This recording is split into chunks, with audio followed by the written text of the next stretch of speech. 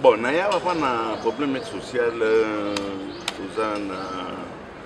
Maman Moko Batangi, 7 mois déjà. Donc 2 cas. Maman Wana, Naninga Zaliawa, depuis 7 jours. À 7 mois Batangi. Il y a une intervention dans la CPL, il y a une équipe qui et j'avais appris ça par la presse du Cameroun, Zakari.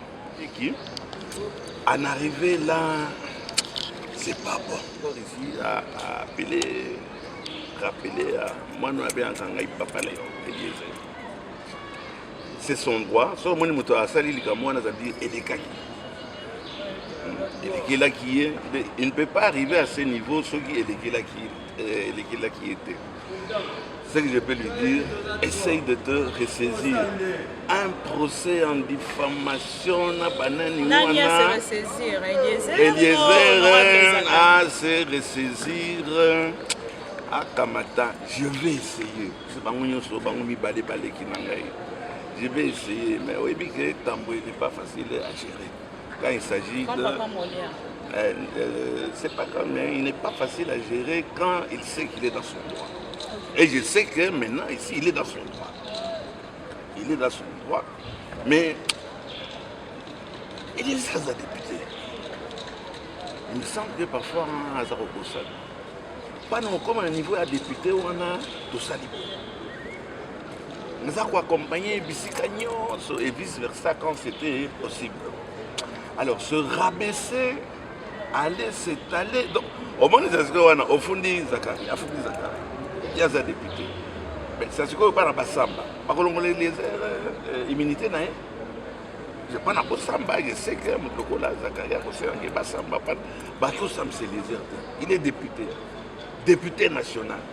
Mais vous attendez parler, on dirait que le Baka Kalangambo est honorable Eliezer. Est-ce parce qu'il y a des députés ou au Koka qui peut que le Baka n'a pas honorable Zakari, pardon, honorable honoraire Zakari Bababaswe, au Batal ici 35 vidéos, au Bazion, au Bas condensé, il y a des insultes, qui ba insulte dans le cas de que Bino Bakinois, les Bozali, il y a un endroit ailleurs dans la République du Congo, la République démocratique du Congo, Topé Kolobé la Congo, de votre côté. La même chose. Oui, aux autres 34 ans. Moudroko la Zakari, qui ignore Nanaïb Zakari. Allez, Moudroko la Daniel Saf. Maman, et l'équipe Biloba Loba. Mais ça style naïf. Fimbo et Koso. Moi, je ne peux pas me rabaisser, je dis bien me rabaisser en tant que député, en tant que Kouloutou, mais en tant que député. Un député n'a pas le droit de réclamer ses droits.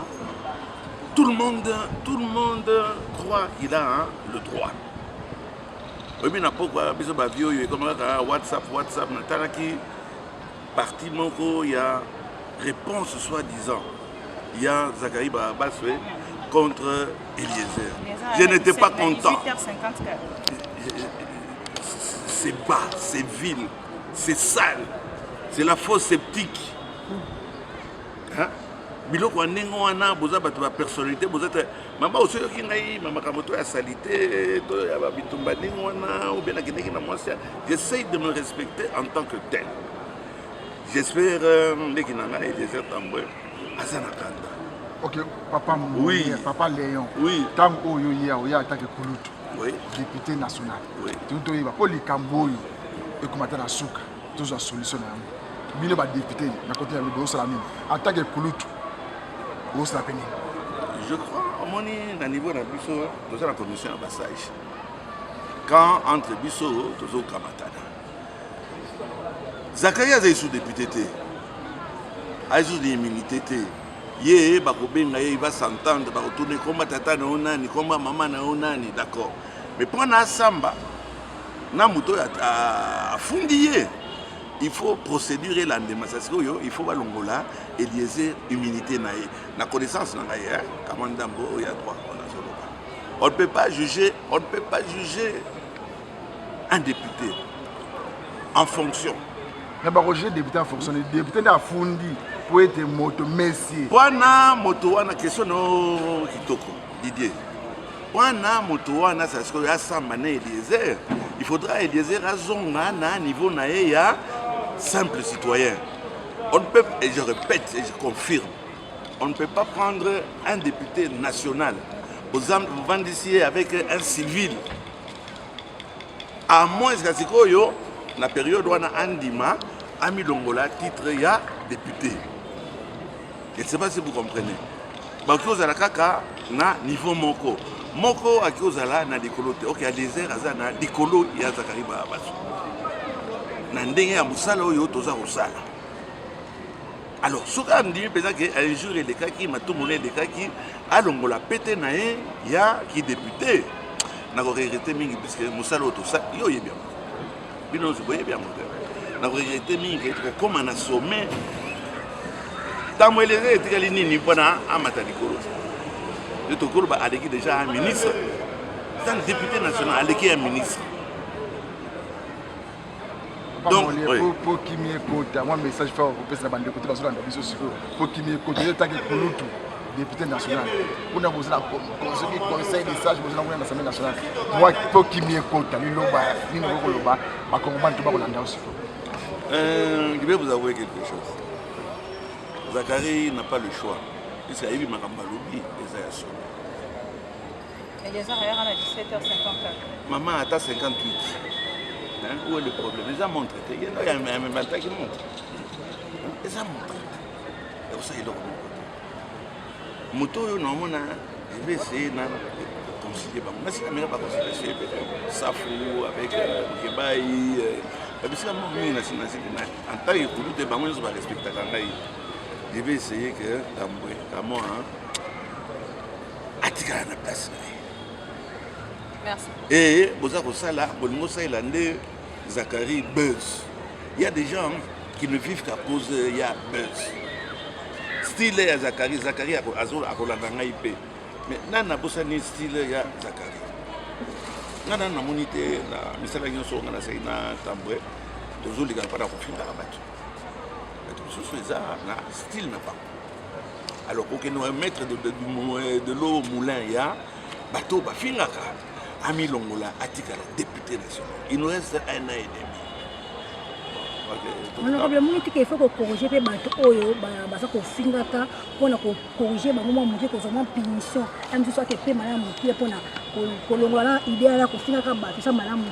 Maman, c'est pas une question. Et je vais te dire pourquoi. Nazali contre des pénalisations, il y a des délits, il y a des journalistes. Il faut pas continuer à libertinage et l'équipe, injure et l'équipe. Si Nanda vous avez la liberté, vous avez déborder. Alors combien de fois, qui va conseiller qui? Chacun doit rester digne. Et Malobassou n'a pas chuté. Je demande Eliezer à se ressaisir. Atika besoin besoin bozo ba koseka bango. Et moto ba koseka le plus. Ezali oyo azali député national. Pour arriver à ce niveau-là, on a bien reçu 3 fois, je connais le terrain, je connais Eliezer. À Meka, ce n'est pas facile, à Meka, il faut se ressaisir, mais ceux qui il y a des caméras, il y a des bateaux, il y a des injures, des saletés, des preuves. Il y aura des Zakari, il y aura des et pourquoi se donner comme ça en spectacle? Je suis contre la dépénalisation, il y a des lits de presse, il faut éthique là. Et je me demande, c'est que ces sacs, et ça c'est sac, c'est un sac. Hein? Parce que ça, les gens de mon côté, parce que bon femme. Vous savez que Tito Ndombi, Chantal Tianimbo, combien il touche par mois plus que M. le député. Pas dans Moussala, puisque le CESAC devait se saisir de ce dossier, mais le CESAC n'existe pas. Par condition de censure, ça n'existe pas. Et la justice, je peux vous assurer que la justice, ça n'existe pas ici dans notre pays. Comment ça? Mais on a déjà un procureur de la République, il n'attend pas qu'on vienne lui déposer une plainte. Il se saisit lui-même d'office. Non, il y a un qui est infraction.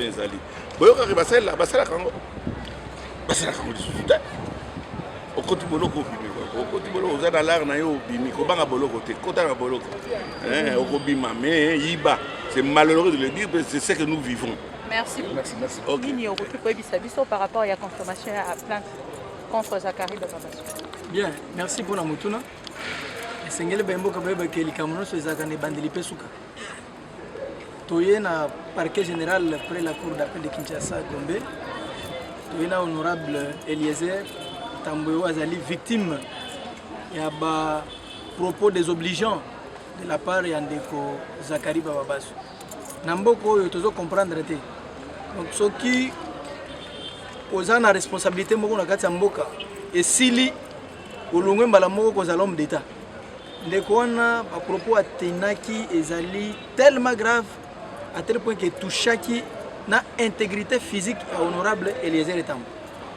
Kofinga kolobele mabe makamsutu koloba ote na caméra parce que dossier ezali na justice eza na caractère moko secret mais o esengeli boyeba eza que honorable Eliezer victime ya ba injure ba menace même et puis ba imputation dommageable il y a pas rendez-vous Zakari Bababasso oyo azwi ne kaka diplôme déjà je crois doctorat ya kofinga na kati ya mboka atiki likambo te contrairement na ba médiation nyonso ezoyela ebutu moi oyo Zakari azali kokutana na bato mosusu même unité Grand Kasayen pour que bayeba ko jouer médiation à retirer plainte na ye lui est déterminé parce que non seulement on est rezali aye mais aussi aba électeur na ye namboka otozoloba état de droit tokoki kotika te ke mutu a continuer ko se comporter na Tanzanie na jungle de na yango moni toye awa na ye moko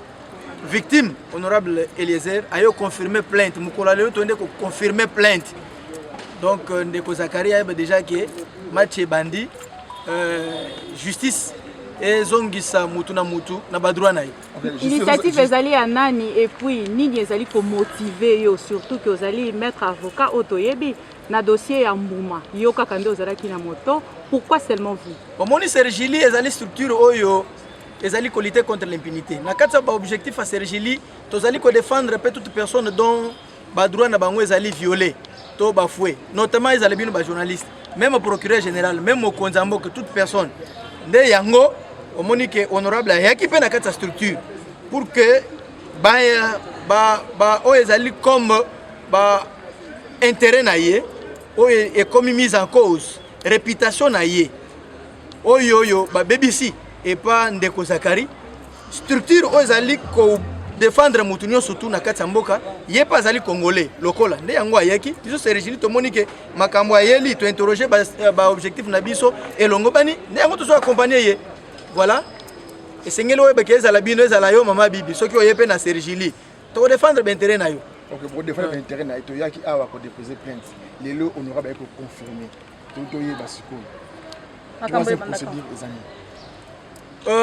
phase mususu ya lobela na caméra te to tiki siko justice sala musala nango to boya oloba nyonso nokite okoso mutu mususu akomi na Brazzaville mutu mususu akoti na kati ya bakuka mutu mususu donc a s'échapper te na justice et le reste bokoyeba lisusu ka tango tozotana le kaka tongo a lobby dimanche lundi bani wana bozo nouvelle mususu le lobo bongisi français parce que oui commis français bien té bozo comme par exemple quoi ils a bien té biso tozali na polémique wana ti wana za ba débat à niveau biso zali ba avocat auto prêter serment totangila en classe toza kuna te totika ye akoye ko répondre.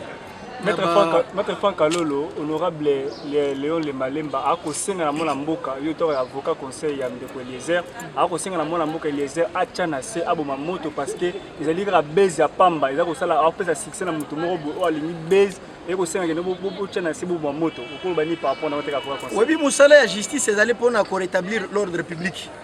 Ko zongi sabatu oyo mabe na nzela. Justice ils allaient thermomètre o mesiraka moto nyo surtout. Maintenant bino boko sepela bakutana na nzela to belecteur ndeko Eliezer ba agresser ye à ce moment-là bolobani a créer milice non mais tant mutoyer na justice eza pona ni po ba remettre na badroit na ye makamwana to boye yangote e koye moi mukesima parce que azali représentant ya peuple Peuple né ezali victime na ye moko pe elongo. Table ronde ko yemo nsima. Toyena na justice emeka ko rétablir ye na ba droit na ba. Soki makamwa nezala kambele to yate. Bato bakoya te liboso ya justice sima bo sali suneta masano. Sergile sala masano te. Bongo soki eza mokonzi ya Assemblée nationale moto asengi. Bokozonga nsima te. Biso tozo dépendre na yete. Biso zali structure à droit de l'homme. Mokonzi Assemblée nationale aza mokonzi na biso te. Biso zali na ba objectif na biso. Je crois que justice eleki nyonso. Yango nde ezongisaka bato. Na nzela pour que kimia ekote. Pote kimia ekote maître. Mais quand ko éclairci bandeko. Papa Léon le man ba awutiao. Alobi boyi. Makambo bazokina ekosenga pe balongola malongola mwana mboka yenye to basama pe na est-ce que ça solo to makambo lobi wana lobi kana pardon tende ko bu ayebi procédure te ya ba lever d'immunité ye nde azali plaignant ye aza accusé lorsqu'on est plaignant makambo ba immunité zalati il faut de quoi me ko revoir mwana ba immunité na mais azali mutu nyoso congolais te ayeti aye ko funda ye azali victime. Bongo na yebite disposition ngo ya plaignant oyo aya na balongola ye ba immunité na yebi yango te so azola ngwa.